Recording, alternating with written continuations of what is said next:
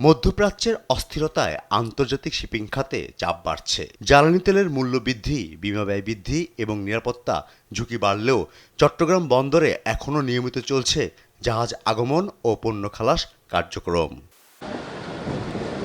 বন্দর কর্তৃপক্ষ জানিয়েছে, আন্তর্জাতিক রুটে কিছুটা চাপ থাকলেও বন্দর কার্যক্রমে তেমন প্রভাব পড়েনি।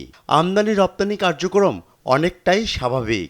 বিগত মার্চ মাসে কন্টেনার হ্যান্ডলিংয়ে আমাদের 2025 সালের তুলনায় প্রায় 11% বেশি জাহাজ হ্যান্ডলিং হয়েছে, এবং আমি যদি গত 9 মাসের এই অর্থ বছরের গত 9 মাসের তথ্য যদি 25 সালের সাথে তুলনা করি, তাহলে প্রায় 4%-এর উপরে আমাদের জাহাজ হ্যান্ডলিং হয়েছে এই গত 9 মাসে। কন্টেনার বাহী জাহাজ আসা যাওয়ার ক্ষেত্রে আমাদের যুদ্ধের প্রভাব আছে বলে আমরা মনে করছি না।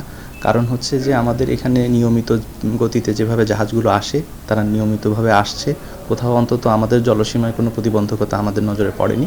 ভিগো ওয়্যার গার্ড প্রয়োজন মতো বাঁকানো যায়, অধিক চাপেও ভাঙে না। ভিগো।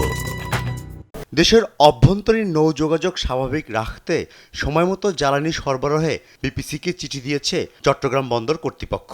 তবে জ্বালানি খরচ বৃদ্ধি এবং সরবরাহ জটিলতায় পণ্যবাহী জাহাজ চলাচল ব্যাহতের আশঙ্কা করছেন সংশ্লিষ্টরা। বিপিসিকে আমরা পত্রের মাধ্যমে অবহিত করেছি যাতে এই লাইটার জাহাজগুলোতে পর্যাপ্ত জ্বালানি সরবরাহ করা হয়, তাহলে যাতে আমাদের সাপ্লাই চেইনটা কন্টিনিউয়াস থাকে। ব্যবসায়ীরা বলছেন, অভ্যন্তরীণ নৌপথে জাহাজ চলাচল ব্যাহত হলে পণ্য পরিবহন ব্যয় বাড়বে, এতে বাজারে প্রভাব পড়তে পারে। আমাদের শিল্প উৎপাদন, কৃষি উৎপাদন থেকে শুরু করে অন্যান্য ক্ষেত্রে জ্বালানি ব্যবহারে আমাদেরকে সচেতন হতে হবে এবং এই সংকটকালীন পরিস্থিতিতে সরকারকে সহযোগিতার হাত বাড়িয়ে দিতে হবে। চট্টগ্রাম বন্দরের কার্যক্রম স্বাভাবিক থাকলেও অভ্যন্তরীণ নৌ যোগাযোগ নিয়ে অনিশ্চয়তা নতুন করে ভাবাচ্ছে ব্যবসায়ী ও সংশ্লিষ্টদের।